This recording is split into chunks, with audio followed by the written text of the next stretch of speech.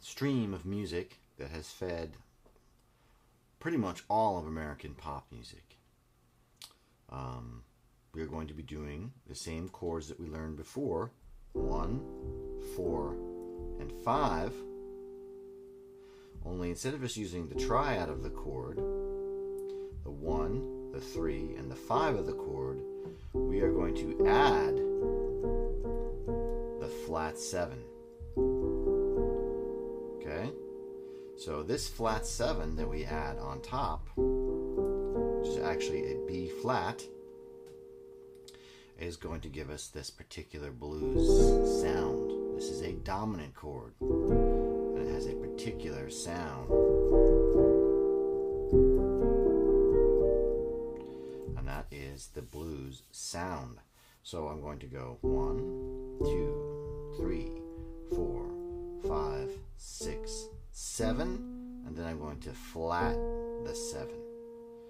In the case of C, it is a B flat. So this is my first blues chord. The C7, the 1 chord in the blues. Then I'm going to count up 1, 2, 3, 4, up to the F, and I'm going to play an F7, which again is the triad with the flat 7 on the top of it. And our last blues chord is the G7. I'll count up 1, 2, 3, 4, 5, 6, 7, and then flat that 7, and I have the G7 chord.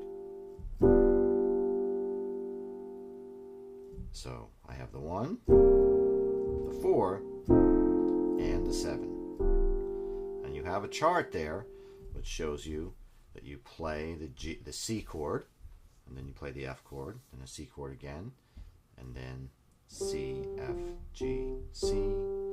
That is the blues progression, which again, check your chart for that. Okay, what are we going to play over these chords? We're going to play the blues scale.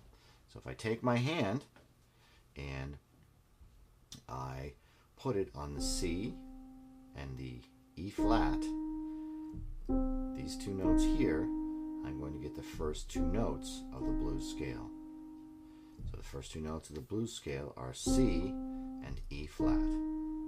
I take my first two fingers and I place them there. The next notes of the blues scale are the F, the G flat, the G, the B, and the C. So what I'm going to do now is I'm going to take these 4 fingers, my first 4 fingers, and I'm going to place them as a cluster on that next cluster of notes. So in order to learn the blues scale, I can play these clusters. The first cluster of 2 that I showed with the C and the E flat, my thumb goes on the C, my pointer goes on the E flat, and then I move and I play these clusters. What I'm doing here is I am snapshotting these notes, and what that does is gives me the snapshots that I need so that when I want to play the notes separately,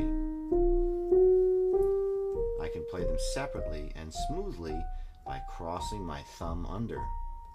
I cross my thumb under, I cross my second finger over, then I cross my third finger over and back down again. So that makes it so I can smoothly play the blues. So a great way to experiment with blues is to play in your left hand the blues chord and then play the blues scale over it and see how that sounds.